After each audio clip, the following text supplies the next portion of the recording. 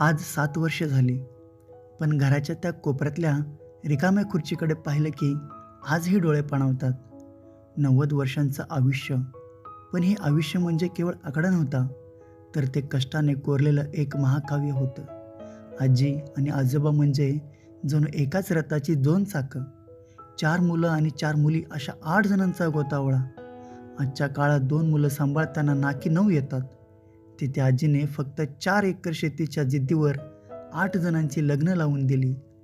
ती फक्त शेतात राबायची नाही, तर ती मातीशी बोलायची.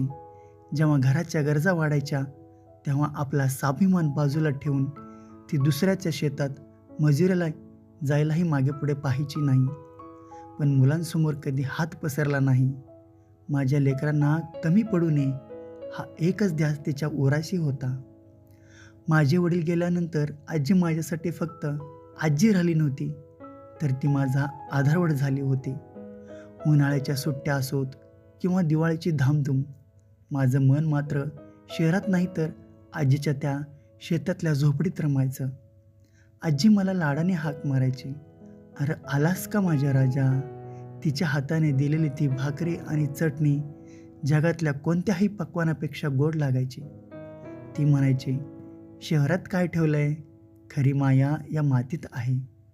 तिचं आजोबावरचं प्रेम तर शब्दापलीकडचं होतं. मुलं मोठी झाली, आपापल्या संसारात रमली. मुलांनी खूप आग्रह केला की शहरात येऊन राहा, पण आजीचं मन मात्र शेतात आणि आजोबांच्या सोबतच होतं. तिला कोणावर ओझं व्हायचं नव्हतं. शेवटच्या 5 वर्षात दम्याने तिला गाठलं.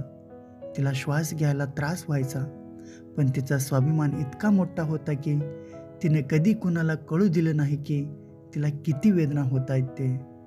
दुसऱ्याला कशाला त्रास द्यायचा, हा विचार तिच्या मनात शेवटपर्यंत होता. खूप उपचार झाले, पोरंबाळं धावली, पण नियतीला काही वेगळंच मान्य होतं.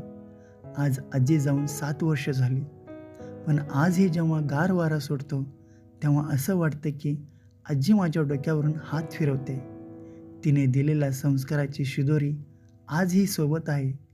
आजी, तू जरी या जगात नसलीस, तरी माझ्या हृदयात तुझं स्थान त्या शेतातल्या वडाच्या झाडासारखं अढळ आहे.